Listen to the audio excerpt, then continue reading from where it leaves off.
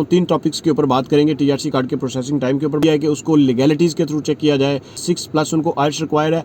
और प्लीज़ मेरी आपसे रिक्वेस्ट है वो सोलिसिटर के पास जाएँ जिसको वकील कहते हैं। सिर्फ आप ये कह लें कि पुर्तगाल से रिलेटेड नहीं है, बल्कि वो वीडियो यूके के जो लोग हैं जो वहाँ पे अपनी फैमिली को इनवाइट करना चाहते हैं, बुलाना चाहते हैं, वहाँ पे भी applicable. Hi guys, welcome to my YouTube channel, welcome to another interesting vlog. एक नई इन्फॉर्मेटिव इंटरेस्टिंग वीडियो लेके मैं आप लोगों के पास है। पुर्तगाल की वीडियोस आना रुक गई थी, रुकी नहीं है सर, आने वाली वीडियोस हैं, नई नई वीडियोस भी आएंगी, काफ़ी सारी अपडेट्स भी मैं आप लोगों के साथ शेयर करूँगा।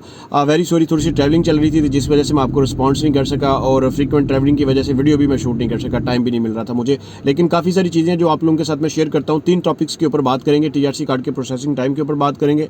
पुर्तगाल में आने के लिए कौन सी चीज़ें ज़रूरी हैं, स्टूडेंट वीज़ा के ऊपर हम आ सकते हैं नहीं आ सकते, मुझे स्पेशली कहा गया था कि स्टूडेंट वीज़ा से रिलेटेड भी एक वीडियो बनाइएगा। और तीसरी चीज़ के ऊपर बात करेंगे कि फैमिली अपॉइंटमेंट कब से ओपन की जा रही है। और चौथा एक जो सब टॉपिक है हमारा कि बिजनेस से रिलेटेड भी कुछ लोग डिस्कशन करना चाहते हैं पुर्तगाल से रिलेटेड, तो मैं उसके ऊपर भी एक उनको एडवाइस दूंगा, उनको चीज़ें कुछ बताऊंगा।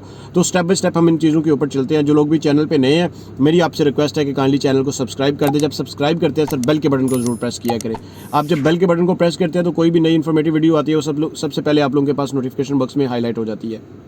दूसरी मेरी आपसे ये रिक्वेस्ट है कि जब भी आप मुझसे कांटेक्ट करने की कोशिश करते हैं सर, काइंडली अपॉइंटमेंट बुक किया करें। अपॉइंटमेंट बुक करने का एक सिंपल सा तरीकाकार है कि मेरी इंस्टाग्राम आईडी आ रही है, मेरे इंस्टाग्राम अकाउंट को आप फॉलो कर लें। जो इंस्टाग्राम की आईडी को आप फॉलो कर लेंगे अकाउंट को, तो आप मुझे ना एक मैसेज ड्रॉप कर दीजिएगा। तो अपॉइंटमेंट के लिए आपको कुछ फॉर्मेलिटीज़ मिल जाएंगी, उसमें व्हाट्सएप नंबर भी आ जाएगा। तो थ्रू अपॉइंटमेंट आप मुझसे बात कर सकते हैं और फिर आप अपनी चीज़ें डिस्कस कर सकते हैं और हम फिर एक प्रॉपर डिटेल डिस्कशन में जा सकते हैं। टीआरसी कार्ड का जो प्रोसेसिंग टाइम है वो आपको पता है, जो राइट नो चल रहा है वो 16 to 18 मंथ्स का चल रहा है।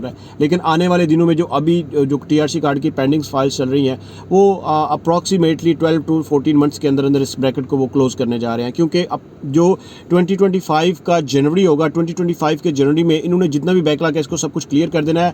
और नेक्स्ट ईयर में कुछ नई पॉलिसीज़ लेके आ रहे हैं। ये उन लोगों के लिए जो इन्वेस्टमेंट करना चाहते हैं, जैसे गोल्डन वीज़ा था इन्होंने बंद किया हुआ था, उसको भी ये लोग रिन्यूअल की तरफ लेके आएंगे, उसको भी ये दोबारा से ओपन करने की तरफ लेके जा रहे हैं। क्योंकि इन्वेस्टमेंट जो एक बड़े लेवल की इन्वेस्टमेंट है वो पुर्तगाल में रिक्वायर्ड है, जो लोग ये चाहते हैं। और जो कि 88 और फाइल 89 से एक जो इनकी कंट्रीज़ में टैक्स रेशियो भी बढ़ रही थी, लोग फाइल लॉक करवा रहे थे, एक पैसे की जो है ना वो एक इनकम जनरेट हो रही थी, लेकिन वो स्टॉप हो चुकी है। तो उसका ये जो सब्स्टिट्यूशन है ये देखने जा रहे हैं जनवरी 2025 में। ये एक इन्फॉर्मेशन मैं शेयर कर देता हूँ, किसी भी चैनल पे आपको ये इन्फॉर्मेशन नहीं मिलेगी। जनवरी 2025 से ऑनवर्ड आप इसी इन्फॉर्मेशन को बाकी सब चैनल्स के ऊपर भी देखेंगे चलते हुए। और जो भी आप लोगों के साथ मैं स्टे इन टच रहता हूँ, कोई इन्फॉर्मेशन मुझे मिलती है, मेरी कोशिश होती है कि उसको लीगैलिटीज़ के थ्रू चेक किया जाए। और अगर उस इन्फॉर्मेशन में कोई मुझे ऐसी चीज़ नज़र आती है कि पॉसिबिलिटी नहीं है, देखिए सर कोई भी ऑथेंटिसिटी है, मैं हूँ, मैं कोई बाकी जितने भी यूट्यूबर्स हैं, इन सब की कोशिश होती है कि हम परफेक्शन की तरफ लेके जाएं अपने व्यूअर्स को, अपने सब्सक्राइबर्स को, अपने सुनने वालों को। तो जितनी भी मेरी ये कोशिश रही है हमेशा से, जब से मैं पुर्तगाल को डील कर रहा हूँ, आप लोगों को इन्फॉर्मेशन प्रोवाइड कर रहा हूँ, तो जो भी स्ट्रॉन्ग इन्फॉर्मेशन होती है वो आप लोगों के साथ मैं शेयर करूँ। दूसरा पॉइंट हम इस चीज़ के ऊपर लेके आते हैं कि जो स्टूडेंट वीज़ा से रिलेटेड लोग हैं वो पुर्तगाल में आना चाह रहे हैं, तो उनको क्या करना चाहिए। मेरी इसके ऊपर एक डिटेल वीडियो होगी, मैं उसमें एक डिटेल प्रोसेस बताऊंगा। आपने यूनिवर्सिटी में अप्लाई कैसे करना है, अप्लाई करने के बाद आपको जब केस लेटर मिल जाता है तो फिर आपने उसके बाद अपना वीज़ा कैसे फ़ाइल करना है, किन कंट्रीज से वीज़ा फ़ाइल किया जा सकता है, जिन कंट्रीज़ में एम्बेसी नहीं है, कॉन्सुलेट है, तो उनको कैसे डील करना चाहिए। इसके ऊपर एक डिटेल डिस्कशन हम करेंगे नेक्स्ट वीडियो में। इसमें मैं एक शॉर्ट सा प्रोसेस आपको बता देता हूँ कि आप सितंबर के इनटेक में या जनवरी के इनटेक में अप्लाई कर सकते हैं। तो अभी जनवरी का इनटेक क्लोज हो चुका है, तो अभी जब लोग अप्लाई करेंगे वो सितंबर के इनटेक के लिए अप्लाई करेंगे। और जो लोग ग्रेजुएशन बेस पे अप्लाई करना चाहते हैं या मास्टर डिग्री की बेस पे अप्लाई करना चाहते हैं, 6+ उनको आयल्स रिक्वायर है। और सब जितने भी उनके हैं उनमें सब में 6+ उसका होना चाहिए। इसके अलावा एक और चीज़ मैं आप लोगों को बता देता हूं कि जो आप फाइनेंशियल फंड्स की बात करते हैं तो 45 डेज़ के फंड्स आपके अकाउंट में अवेलेबल होने चाहिए। वो कितने हैं वो यूनिवर्सिटी टू यूनिवर्सिटी वेरी करते हैं। तो इसके ऊपर हम डिटेल में डिस्कशन एक सेपरेट वीडियो में करेंगे, जो एक सेपरेट सब्जेक्ट होगा हमारा। पॉइंट नंबर 3 जिसके ऊपर मैंने कहा था, फैमिली अपॉइंटमेंट से रिलेटेड डिस्कशन करते हैं। फैमिली अपॉइंटमेंट अक्टूबर से कुछ लोगों की चल रही हैं, लोग अप्लाई किया हुआ है। आपने जिन लोगों को बहुत अर्जेंट है अपनी फैमिली को लेके आना वहाँ पे, वो प्लीज़ मेरी आपसे रिक्वेस्ट है वो सोलिसिटर के पास जाएं, जिसको वकील कहते हैं।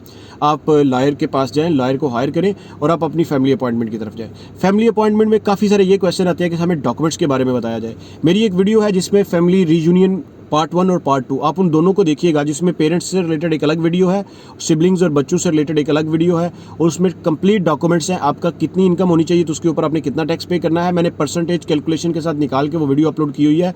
और वो वीडियो जो है वो जो हमारे लीगल एक्सपर्ट हैं हवा राजा साहब उन्होंने बनाई हुई है, ब्रिटिश नेशनल, उनकी जो वीडियो है। और वो वीडियो सिर्फ और सिर्फ आप ये कह लें कि पुर्तगाल से रिलेटेड नहीं है, बल्कि वो वीडियो यूके के जो लोग हैं जो वहाँ पे अपनी फैमिली को इनवाइट करना चाहते हैं, बुलाना चाहते हैं, वहाँ पे भी एप्लीकेबल है और पूरे शेंजन जोन के लिए भी एप्लीकेबल है।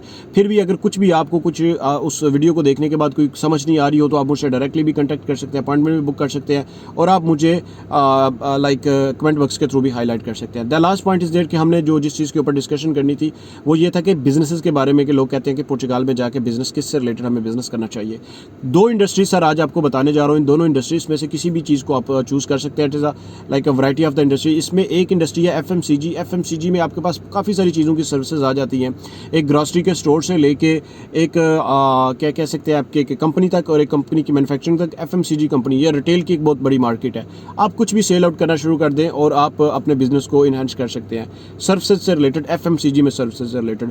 दूसरा टूरिज्म इंडस्ट्री है। टूरिज्म से रिलेटेड आप किसी भी चीज़ को अगर आप कर सकते हैं और आपको लगता है कि हम इसको कर सकते हैं और अच्छे तरीके से कर सकते हैं तो आप टूरिज्म इंडस्ट्री को भी जो है वो कर सकते हैं। बाकी जो आप स्मॉल स्केल के ऊपर पूछते हैं, इट में डिपेंड्स ऑन द बजट, और आप बिजनेस स्टार्ट करना चाहते हैं, बिजनेस की फिजिबिलिटी, बिजनेस की प्रिपरेशन, बिजनेस की एक डिटेल डिस्कशन के लिए आप मुझसे कंटेक्ट करें। इंस्टाग्राम आईडी आ रही है, आप इसके थ्रू अपॉइंटमेंट बुक कर सकते हैं और कंटेक्ट भी कर सकते हैं। एग्रीकल्चर की फार्मिंग एट अ मोमेंट हम लोग वहाँ पे करवा रहे हैं और काफ़ी सारे इससे रिलेटेड जो आपके माइंड में क्वेश्चंस होंगे वो भी आप डायरेक्टली मुझसे कंटेक्ट कर सकते हैं। एग्रीकल्चर फार्मिंग में मल्टीपल फार्मिंग आ जाती है और मल्टीपल वे से इसकी फार्मिंग की जा रही है। थर्ड पार्टी से लैंड जो है ना वो बाई की जाती है और उसको फिर आगे अगेन एक थर्ड पार्टी को दिया जाता है और करने के लिए एक जो मैन पावर है वो भी प्रोवाइड की जाती है। काफ़ी सारी इससे रिलेटेड चीज़ें हैं। अगर आप डिटेल डिस्कशन करना चाहते हैं आप मुझसे कंटेक्ट कीजिएगा। मिलते हैं एक नए इंटरेस्टिंग लाभ में, तब तक के लिए स्टे ब्लेस्ड।